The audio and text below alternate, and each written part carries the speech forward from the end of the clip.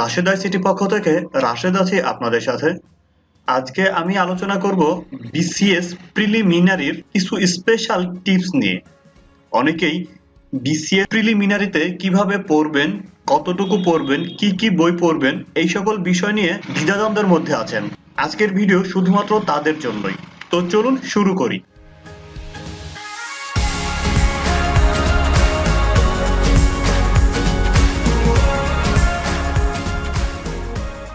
BCS এর জগতে টিকে থাকতে হলে আপনাকে অবশ্যই হার্ড ওয়ার্কিং করতে হবে।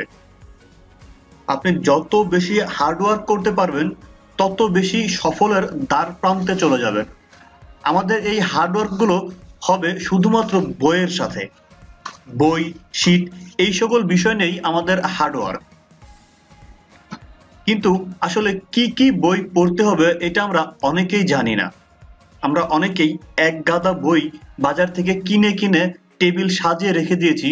কোন বই কখন পড়বো, কি কি বই পড়বো, এই সকল বিষয় নিয়ে কিছু সাজেশন থাকছে আজকের আমাদের এই ভিডিওতে। বই পড়ার ক্ষেত্রে আমাদের প্রথমেই একটি বিষয় মনে রাখতে হবে, সামনে আমাদের প্রিলিমিনারি পরীক্ষা। আর আমাদের মেইন টার্গেট থাকবে শুধুমাত্র প্রিলিমিনারির ওপর। রিটেনের চিন্তা আপাতত বাদ দিয়ে দেই, কারণ আমি যদি প্রিলিমিনারিতে টিকেই তবেই আমি রিটেনে চিন্তা করব। আগেই রিটেনে চিন্তা করে প্রিলিমিনারিতে বাদ গেলেই তখন সমস্যা হতে পারে।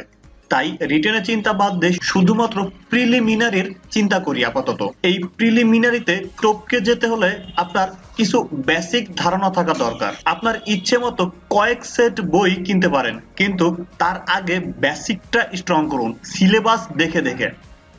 যদি আপনি বেসিক স্ট্রং করতে পারেন তাহলে ইনশাআল্লাহ 70% পড়া আপনার শেষ হয়ে যাবে। এবার আসি, কেনা বইগুলোর উপর অত্যাচার চালাতে পারেন। আগেই কেনা বইগুলো বা বাজারে বিভিন্ন বইগুলোর উপর নজর দেবেন না, আগে বেসিক বইগুলো পড়ে নিন। জব সলিউশনটা বেশি বেশি পড়ুন। আগের বিসিএস এ যে সকল কোশ্চেন এসেছিল বা বিভিন্ন চাকরিতে যে সকল প্রশ্ন এসেছিল সেগুলো একটু বেশি করে পড়ুন, সেগুলো সমাধান করার চেষ্টা করুন। আশা করি আপনার এতেই সকল সমস্যার সমাধান হবে। মডেল টেস্টের দিন নিয়মিত মানে নিয়মিতই, এটাই আপনার সবচেয়ে বেশি কাজে দেবে। যত বেশি পরীক্ষা দেবেন তত বেশি আপনার সকল পড়া আয়ত্তে আসবে। উপরওয়ালার কাছে নিয়মিত চান, আত্মবিশ্বাসে ভরপুর থাকুন সবসময়।